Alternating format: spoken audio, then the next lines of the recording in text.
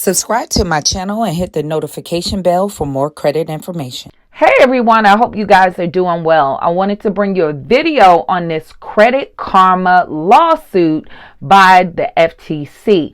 Now, Credit Karma did settle on this lawsuit for $3 million because they were practicing deceptive tactics and means on their customers. Now, you could be one of the victims under this lawsuit. Now, if you're new to my channel is dedicated for credit education. I am not credit repair. So if you're new to my channel and you like this kind of content for wherever you are in your credit journey, make sure you subscribe to the channel and give this video a thumbs up. Now, be very careful with scammers in the comment sections, you guys. They reply to your questions using my photo. I will never send you to a WhatsApp or an email address to contact me. If you need to contact me, make sure you contact me at my website. The link is in the description of this video. And if you want to make sure it's me replying to your comment, click on the photo and make sure that the subscriber base to the photo matches the subscriber base on this channel. So let's jump into this video. Credit Karma actually was practicing false advertisement to its customers. If you don't know, the way Credit Karma gets paid on its platform is by giving you free credit reports, but when you apply for credit cards and if you get approved, they get a referral fee from the credit card company.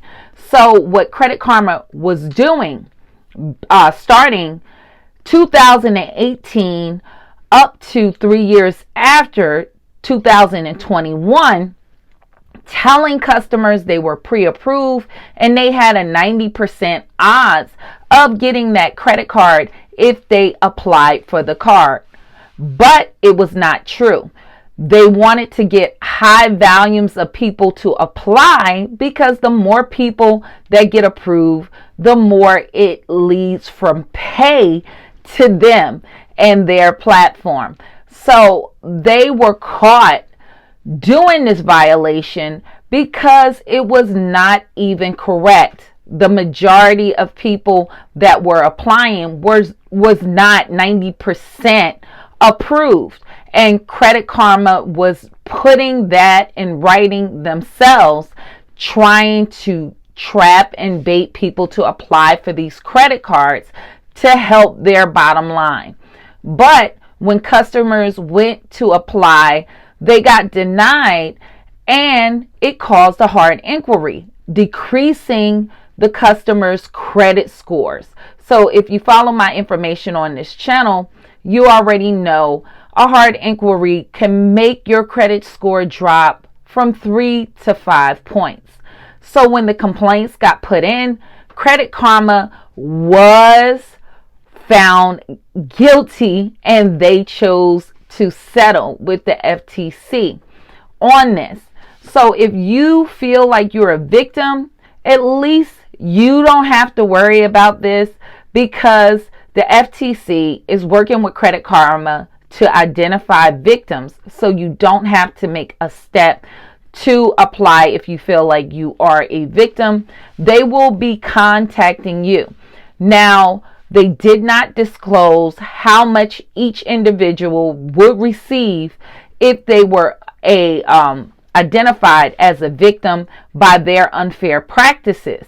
But they are working and determining what that would be, and they're trying to gather how many victims was involved in this case.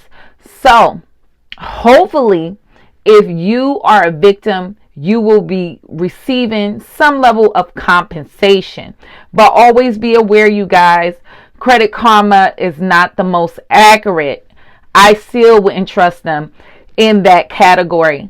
Me working with clients in the past, I have found out that Experian is more accurate in that case of saying whether you are approved or pre-approved for credit card offers. And I told my clients to sway away from Credit Karma. So this is not new. And I want you guys to be aware. If you're looking for pre-approved offers, you will go to the company directly, and some of these companies already have pre-approvals. As I tell you on this channel, you want to go for pre-approvals directly with the companies that offer pre-approvals. You have a higher chance of being approved because that company itself is telling you whether you fit in their customer ideal base of what they're looking for. But it is never 100% guaranteed. If you're looking to be pre-approved for a credit card, I always would use this as a rule of thumb. If you had any negative item that hit your credit report, I would at least wait 90 days before applying. So hopefully this information is helpful to you guys. If you have questions, you can leave your questions in the comment section if it's general. But if you want to contact me directly, you can go to my website and all your questions go directly to my cell phone. So I hope to see you guys in the next video.